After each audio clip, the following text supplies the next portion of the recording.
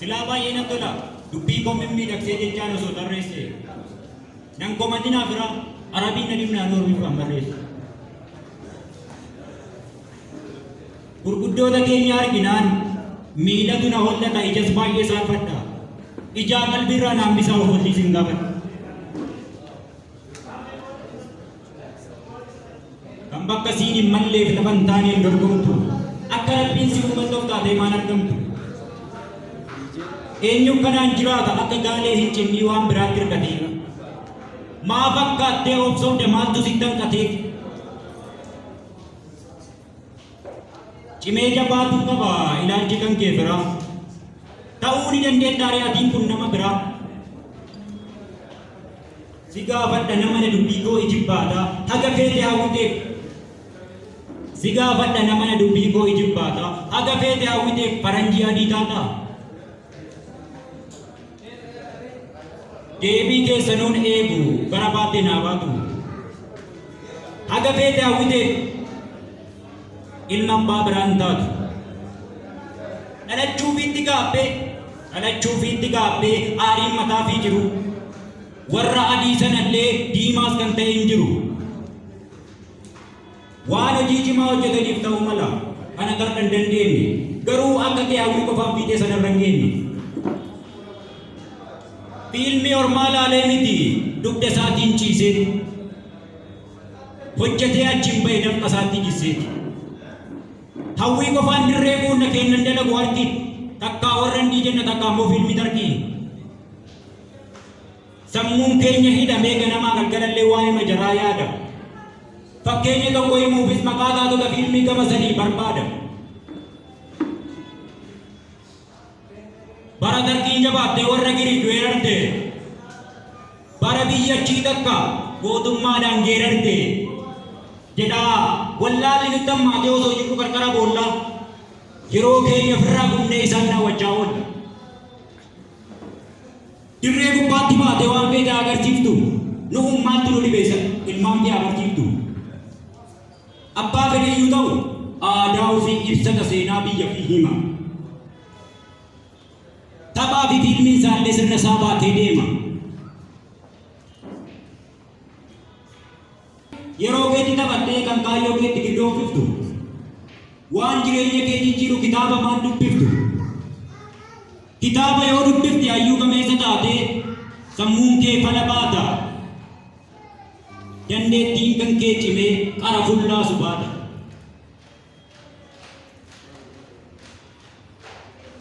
Waan keessatti fakkaattee daawwachuuf sirna ormaa halkan hirriba dhabdee maatti jallatta morma. Garuu hawwiin kee dhibba miila dachaaftee teetta kaayyoo fi garuu hawwiin kee dhibba miila dachaaftee teetta gadi jedhii dubbisi lafa hawwii kee geetta. Kaayyoo dhugaa qabaannan lafa yaaddumaan geenne dubbisaan injifataadha yoo jedhan hin dhageenye. Waan ati feetu hunda kitaabni sitti akeeka. Dubbisaan fedhu goota roorroo godhannaas beeka. Dubbisaan gara laafessaa cimmisee jaalala buusa. Jibba bishaan facaasee irratti nagaa buusa. Qilee keessa iyyuu taa'ee abbaa tooftaaf garaati. Beekaa fi gamna namaa ogeessa waa maraati. Biinsaa tataa jireenyaa hiikaa rakkoo hundumaa ogeessa ogummaa jabaa abbaa furmaata dhumaa. Sammuu ofirra darbee nama addunyaa jijjiiru. Atis ta'uu dandeetta kan si daangessu hin jiru. Har'i guyyaa taphaatii kor fiilmii buufadhaan yoo yeroo kee hin gubini.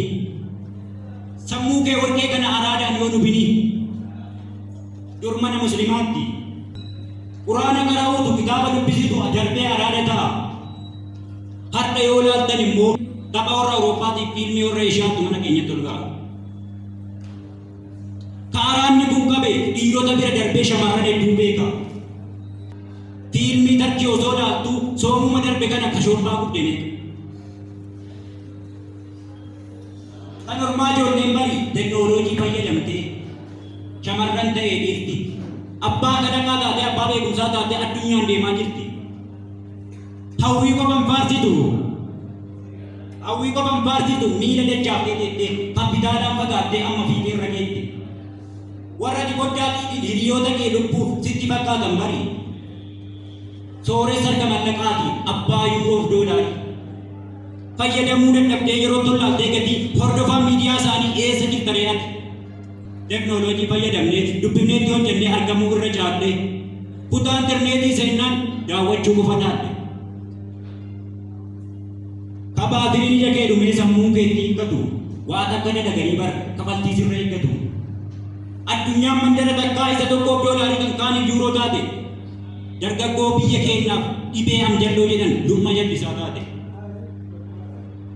Giloobaalaayizeeshinii warra amma jedhan kana gamnummaatu si baasa qaroota hin amana.